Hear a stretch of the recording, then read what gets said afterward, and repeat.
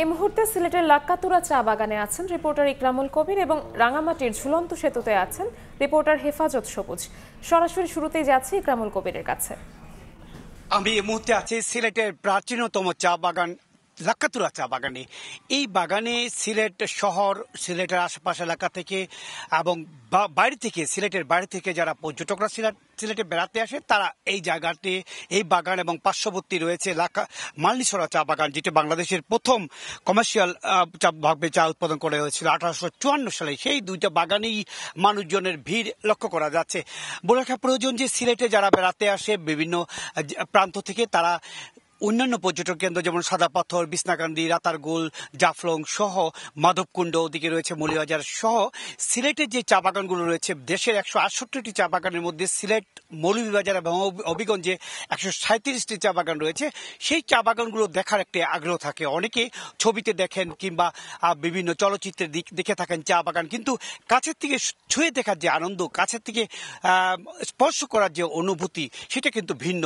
এবং চা বাগানে এসে সেলফি তুলে, ছবি তুলে, এখন এখানে বেশ কিছু টংঘর আছে, সেই টংঘরে ছোট ছোট ফুচকা, চটপটি এগুলো খাওয়া দাওয়া করে। সবকিছু মিলে যে ঈদের লম্বা ছুটি কোনো না কোনো জায়গায় গিয়ে তারা কাটিয়ে থাকেন। আজকে এখন পর্যন্ত ভিড় একটু কম দেখা যাচ্ছে, কারণ হচ্ছে কি আজকে প্রচন্ড গরম পড়েছে। ঈদের দিন থেকে শুরু করেছে, আজ পর্যন্ত কোনো বৃষ্টি হয়নি।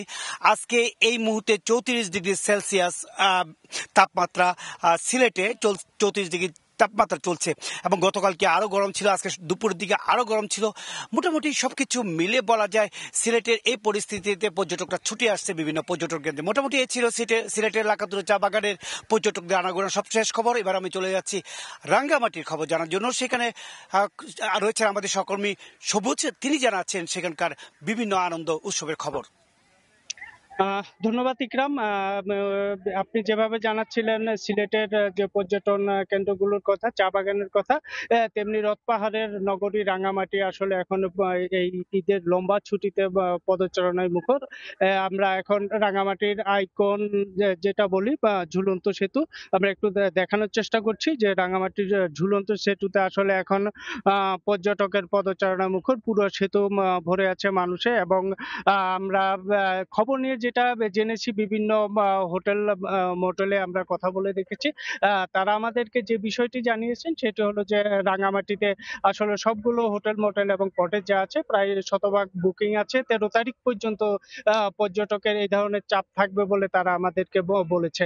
আমরা এখন একটু দেখানোর, আপনারা হয়তো দেখতে পাচ্ছেন যে রাঙামাটিতে আগত পর্যটকদের অন্যতম আকর্ষণই থাকে হলো যে কাপ্তাই হ্রদ ভ্রমণ। সেই কাপ্তাই হ্রদ ভ্রমণের মধ্যেই তারা আসলে ঘুরে বেড়াচ্ছেন, বোটে তারা ঘুরে বেড়াচ্ছেন, আর রাঙামাটির যে রথ পাহাড়ের যে সৌন্দর্য সেটা তারা উপভোগ করছেন। আমরা কথা বলেছিলাম এখানকার বোট মালিক সমিতির সাথে, তারা আমাদেরকে যে বিষয়টি জানিয়েছেন সেটি হলো যে এখানকার আজকে বিশেষ করে যে পর্যটকের আগমন ঘটেছে, এখানে প্রায় 5 শতাধিক বোট রাঙামাটির বিভিন্ন স্পট, বিশেষ করে সুবলং ঝর্ণা এবং এর আশেপাশে এলাকাগুলো যেগুলো আছে দর্শনীয় স্থান, সেসব স্থানে আসলে গেছে বলে আমাদেরকে জানিয়েছে। এবং আরেকটি বিষয় আমরা জানিয়ে রাখি, সেটা হলো যে রাঙামাটিতে এই ঈদের যে ছুটি চলছে, এই ঈদের ছুটিতে আসলে এখানে 13 তারিখ পর্যন্ত এই ধরনের পর্যটকের সমাগম থাকবে। সেটা আমরা বিভিন্ন যে খাত সংশ্লিষ্ট ব্যবসায়ী আছে তাদের মাধ্যমে আমরা জানতে পেরেছি। আরেকটি বিষয় জানিয়ে রাখি যে পর্যটক আগমনের ফলে আসলে এখানকার যে স্থানীয় যে তাঁত শিল্প আছে সেটাও বেচাকেনা ভালো হচ্ছে। তো ঈদের যে লম্বা বন্ধে রাঙামাটির যে পর্যটকের আগমন ঘটেছে, এই ছিল আমার কাছে সর্বশেষ। আমরা সরাসরি যুক্ত ছিলাম রাঙামাটিতে, তার আগে ছিলাম সিলেটে।